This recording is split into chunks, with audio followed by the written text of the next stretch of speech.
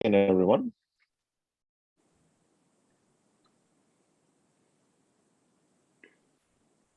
Yes, hello again. Today we will talk about this coming trip to Morocco by World Affairs Council of Houston. And in a short while, I will share my screen with you and we'll go over the itinerary. Let me introduce myself for those of you who haven't met me before. My name is Ilyas. I'm with Tourcom in Jersey City, New Jersey. We are, with my company, we are operating the tours for World Affairs Council. And my background, though, apparently it's not Jersey City, it is Marrakech with the Atlas Mountains in the back. Now, I will share my screen with you and we will go over the itinerary as I mentioned. And you can download the itinerary actually from the World Affairs Council website, the travel menu over there. There are links for all the trips, coming trips, and you will see the brochure over there. You can download that. And this session is also being recorded and will be put on the same page. So for future reference, or if you want somebody else to watch it, they can do that on the website. So at the end of the session, just there'll be some time for you to ask questions if you have any. Now I will share my screen with you. And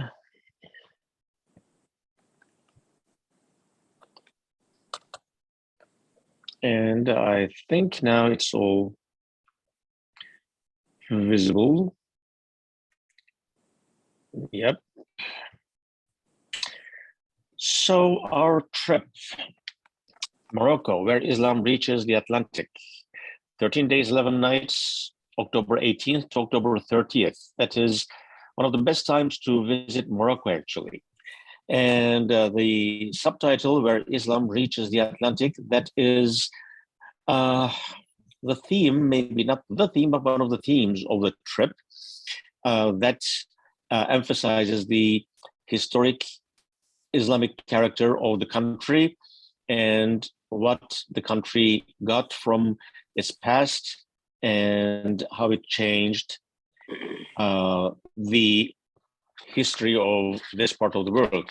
Here is the map of Morocco. Now this is, as we see, northwest edge of the African continent.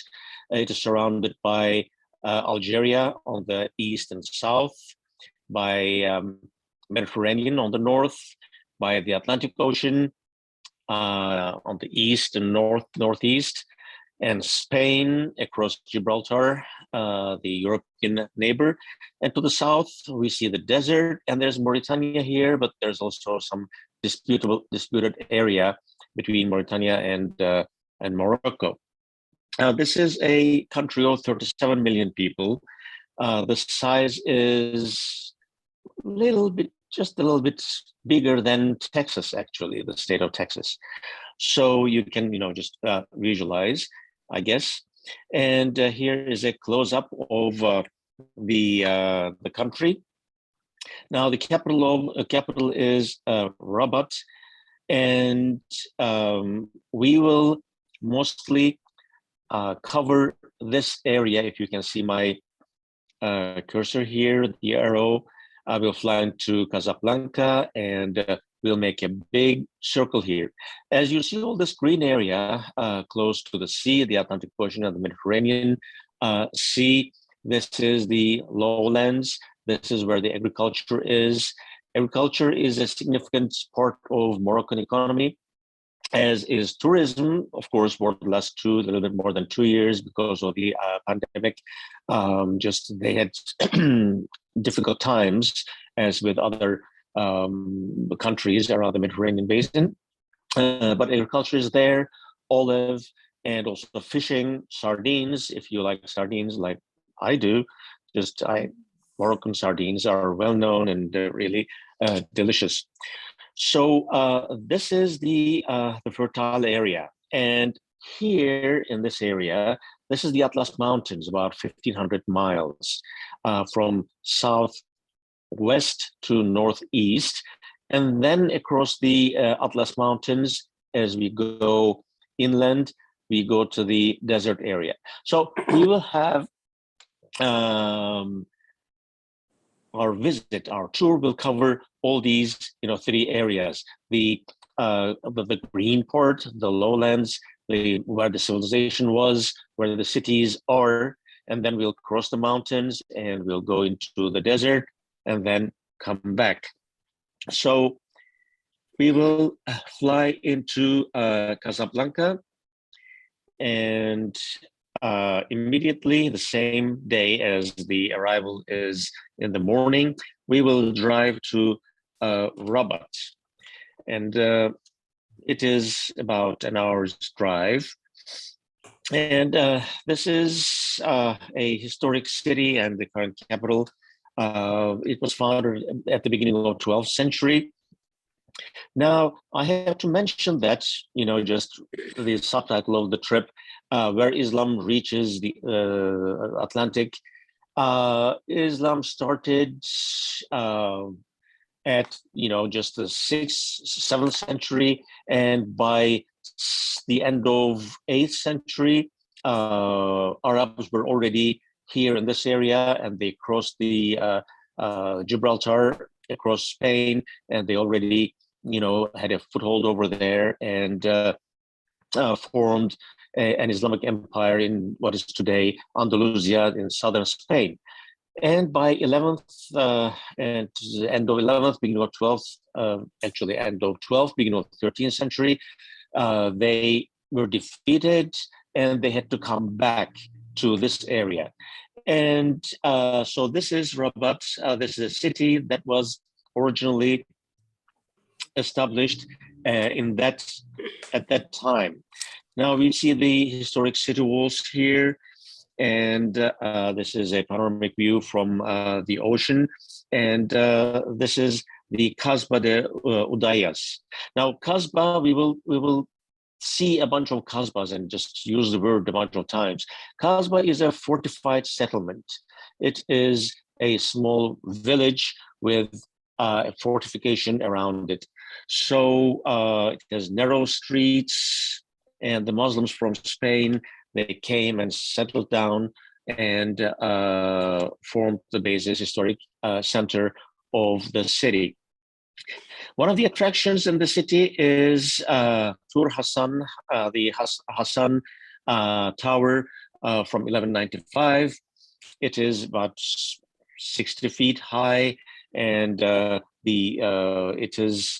it was in the historic city center, one of the minarets of the mosques. Another attraction that we're going to see in Rabat is the mausoleum of King Mohammed V. He is actually there are two kings here, current king's father and his grandfather. So this is the mausoleum for both. Now we have to remember that this is a kingdom. There is a king, although there's a parliament, still, king has the last word, and everybody, quite respects him. In 2011, when Arab Spring started, it didn't come here immediately. There were a few, uprisings and skirmishes here and there, but the king managed to give some concessions and change a few things, and held his position, and Morocco didn't suffer from the consequences of that Arab Spring as the other Arabic countries did. So this is inside the mausoleum here, the mausoleum of Mohammed V, and here, and yes. Now, this is a different part of history. This is well before Islam. Just we have to remember that this is just across Spain and the Mediterranean basin. So it was more or less within reach of the Romans. So there were Roman settlements. This is just outside the city, Sala Colonia, but well before the Romans, actually. The place was settled by Phoenicians. Now, Phoenicians, they are, I'm sure you know, the original location is today's Lebanon, all the way Eastern Mediterranean. So this was a seafaring nation, and they sailed all along the Mediterranean and formed trade colonies. What is, just around the Mediterranean coastal area. So, and they dared to just sail outside Gibraltar into Atlantic Ocean, and following the coastal line, they came down south here and formed or established this trade colony, which became later a Roman city from 1st century BC to 5th century AD until the fall of the Roman Empire. It was already a Christian center with the beginning of the 1st and 2nd centuries AD. Now the structures we see here, they are from the Islamic period. We see the carved, stone ornaments and the Arabic writings here on the side of the wall here, and we'll learn the details of the history, of course, during our trip to Sala Colonia. Now, from Rabat, we will spend our 2 nights in Rabat, and then we will drive to Fes. Now, Fes, on the way, this is the scenery. The green on the map corresponds to this green. The olive gardens. Moroccan olive is also an olive oil that is well known and really delicious. All agricultural land, and we will end up in MEKNES before actually reaching Fes. This was one of the 4 imperial cities of Morocco, together with Marrakech and Fes and Rabat. So MEKNES was established as a military settlement in the 11th century. And then it became a capital at the end of 17th and beginning of 18th centuries by Mullah Ismail. And this is Bab Mansur, one of the entrances to the palace. And we see the imperial palace complex here with tile ornaments all around, and we will see wherever we visit, actually, all the palaces and structures that we're going to visit, they will have all these intricate tile designs. And we will visit here the mausoleum of Mullah Ismail, the founder of this capital. And from here, close by, we will visit another Roman settlement. This is much bigger than the previous one that was, just outside Fes. This is Volubilis. Volubilis, it was a Berber settlement in the 3rd century BC. It was established as a Berber settlement. Berbers are the original original ethnic group who settled in this area before Arabs came, before Romans came, before Phoenicians came. And again, just its fate is being captured by Romans by 1st century AD. And most of the structures we are going to see are from Roman times. And in addition, of course, storks, as you see here on top of this column here. Now, October is actually a good time to, if you are into, bird watching, to see various birds. It is one of the main migration times from north to south. From Spain, they have, especially storks, have 2 main routes, either from Central Europe via Bulgaria, Romania, Istanbul, crossing Bosphorus, crossing Anatolia, going all the way to Syria and Egypt, or coming this way down south into Spain and crossing Gibraltar to Morocco, and then following northern coastline again into Egypt. So in October, I'm sure it will be possible to observe storks, especially in the fields. The farmers really like them as they eat various bugs in the fields.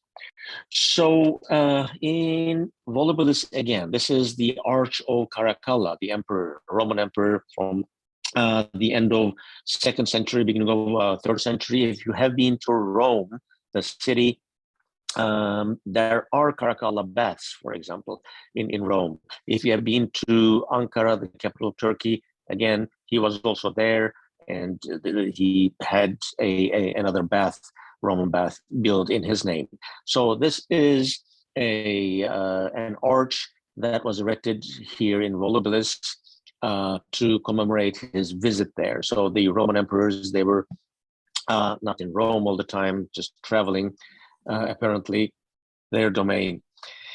And another treasure of Volubilis, Four Seasons mosaic. There are a couple of more actually, but this is in very good condition. So just we'll have an opportunity to see and talk about Roman mosaics and this Roman settlement in Volubilis.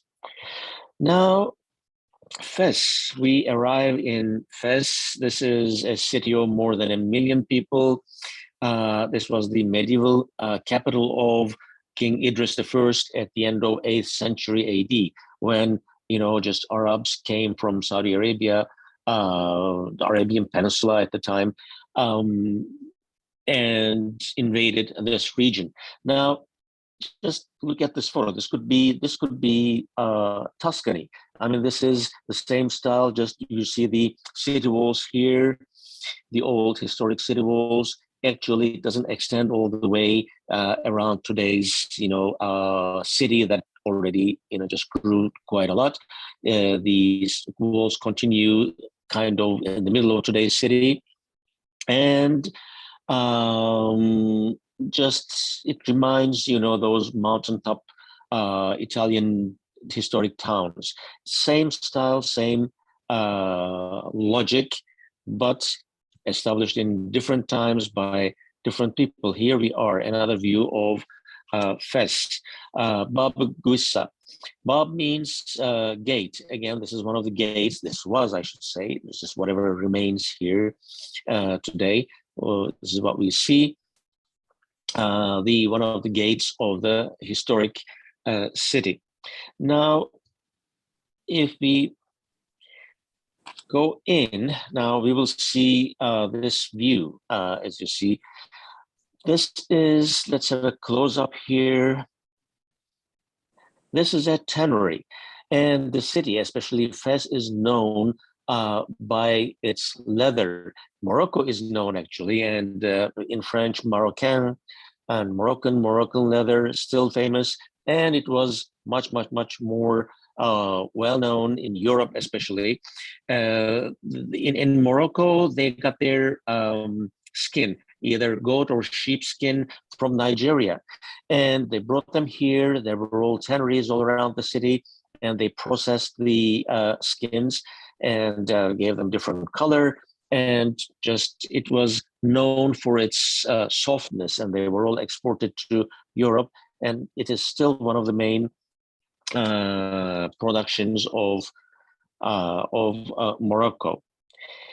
This is, yes, another view, aerial view of the city. Now we will see a short video this is about Fez and the locations around Fez that we already talked about. Let's watch.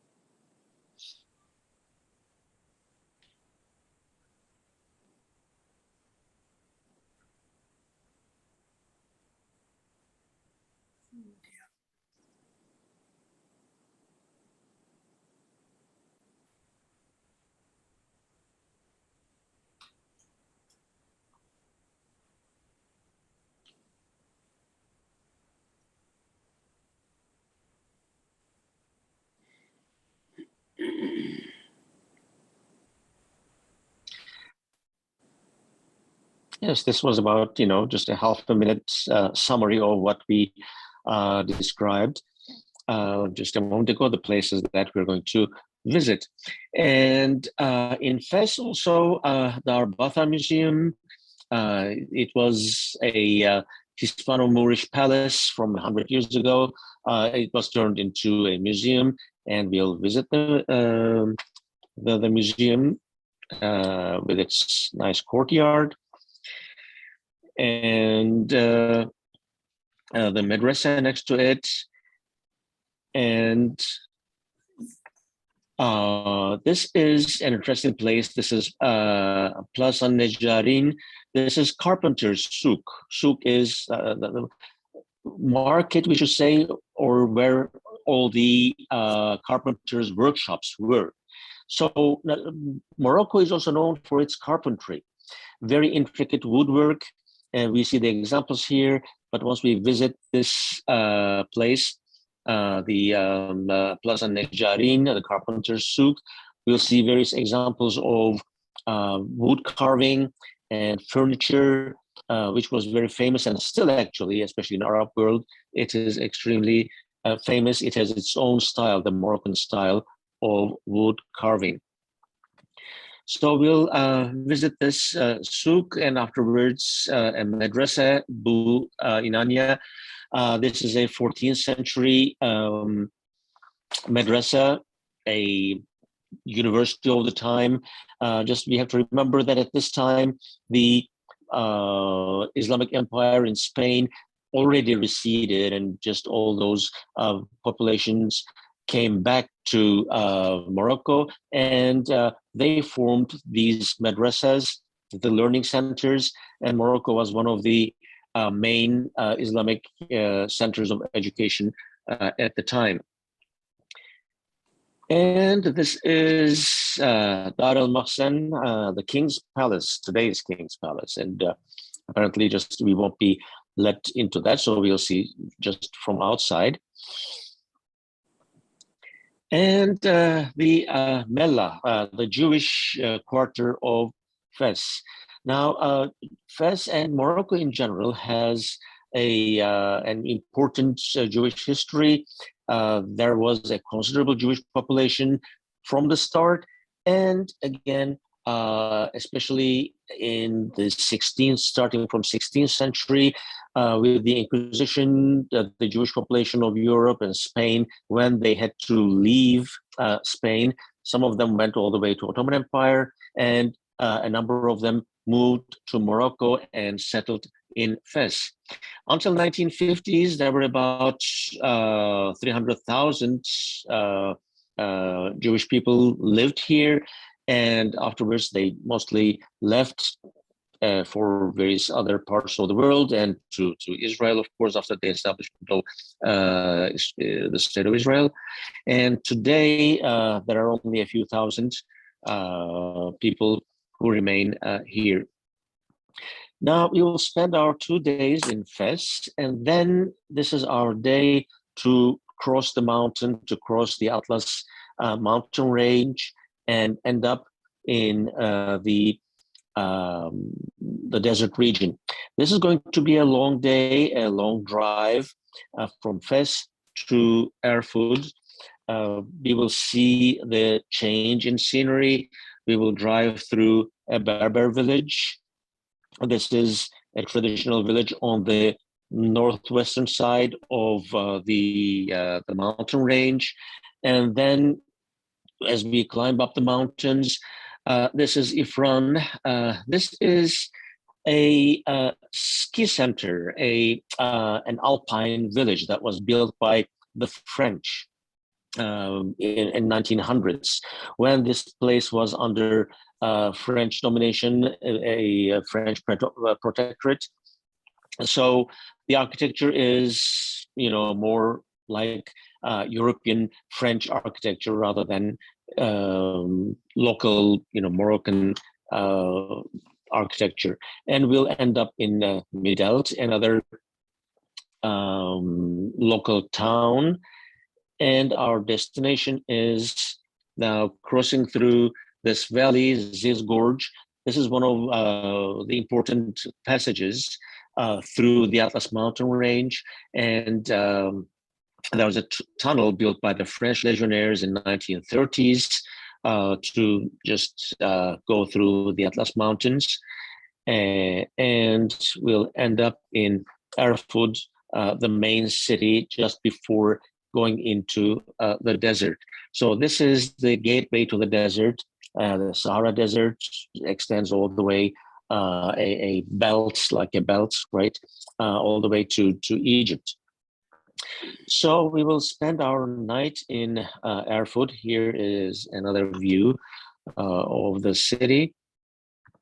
Then we will drive into the desert. MERZOUGA will, of course, change our transportation. We will have 4x4s. Now, this is a view of what is to come. And we'll have 4x4s, SUVs, drive into the desert and spend our night in a desert camp, actually. And since there is no light pollution, and just I expect that there won't be any clouds, that would be quite unusual. So it's possible to see, the Milky Way, the stars, and experience the desert night.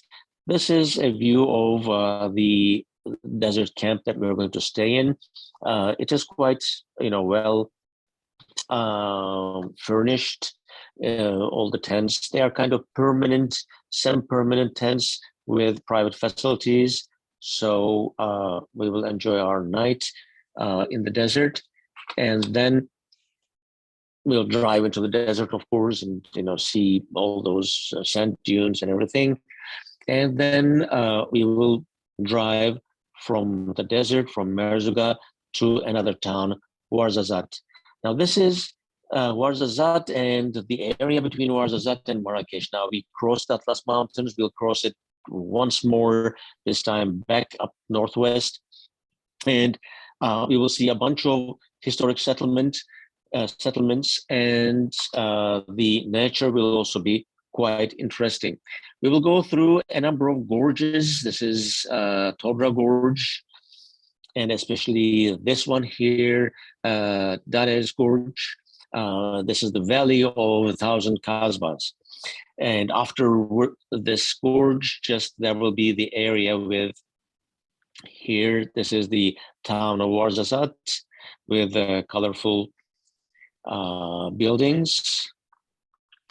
And from OUARZAZATE, we will drive to Marrakech, visiting a number of historic Kasbahs. So this is the original Kasbah architecture. The protecting wall, and inside is the town, the souks, bazaars, and people used to live inside. And this is one of the Kasbahs that still people live in, and the place is under protection. And we will have an opportunity to see this Kasbah. Of course, it was constructed this way for defense purposes. And after visiting these Kasbahs, we will end up in Marrakech, the fourth one of the historic capitals. This is the Atlas Mountain Range in the background, and the town with flat rooftops, and every rooftop has an antenna, as you see, for the TV satellite. And so this is one of the main attractions in the city, Koutoubia Mosque. The mosque and the minaret, actually, so the minaret architecture is quite different than if you have been to Turkey, for example, or Iran or Syria, other Islamic countries. The mosques in each Islamic country, they have different architectural style. Now, this is, as you see, a rectangular tower. This is more with a European influence, like the towers of the watchtowers of European cities. If you have been to, again, the towns and villages in Tuscany. Every city has one of these towers, right? So the minarets here, the minaret architecture resembles those towers. So we'll also visit the Bahia Palace, another gorgeous palace from the old capital, and the tombs of kings from the end of 17th century. And of course, another attraction in Marrakech are the souks, the bazaars. Bazaar, souk is the Arabic word for that. Now, again, if you have been to other Islamic countries, you may have seen various souks. Not all of them are this colorful. Grand Bazaar in Istanbul and Khan el-Halili in Cairo, they are big and they are colorful. And this souk in Marrakech, this is also, as colorful and as interesting as the other two in Istanbul and in Cairo. So we will have an opportunity or have some free time. Actually, we will have some quite a bit of free time in Marrakech to explore the town on our own. This is maybe the most interesting city in the country. And on our leisure day, we can just walk around and just taste all these Moroccan sweets and dried fruits. And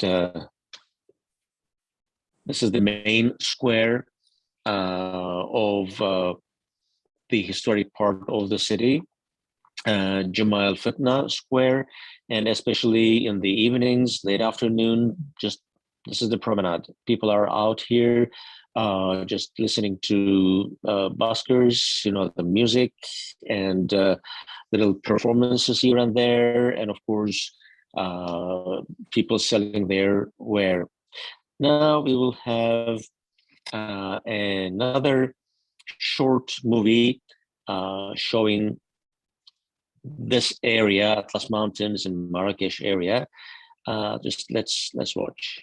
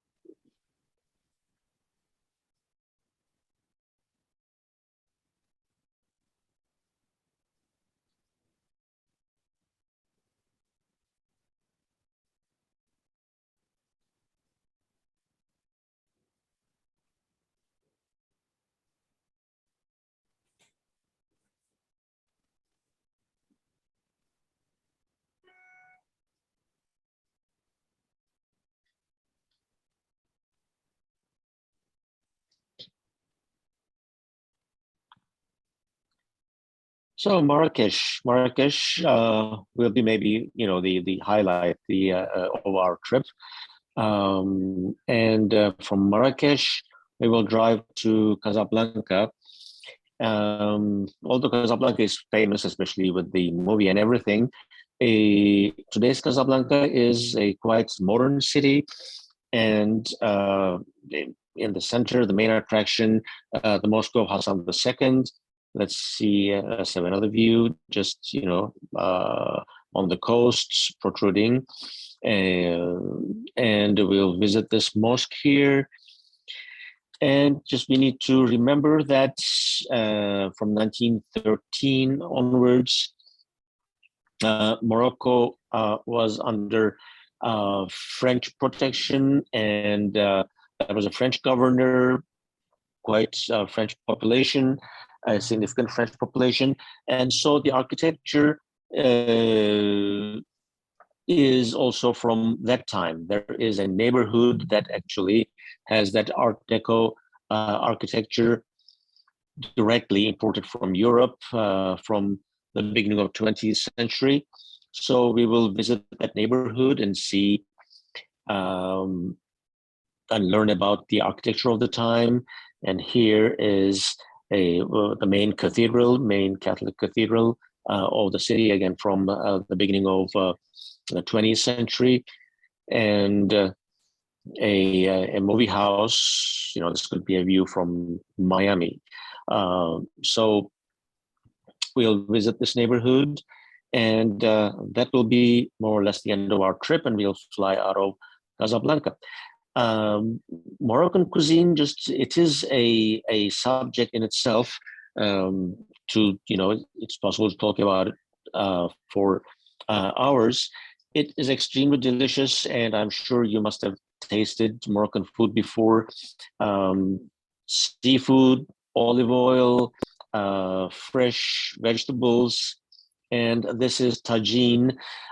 This is just very well done. Generally, it's made of chicken and herbs and olives, as you see, and almonds, baked for a long time in this. Tagine is the name of this container, actually, the pot. So it's baked in that pot for a very long time. So it is delicious. And this is a savory pastry.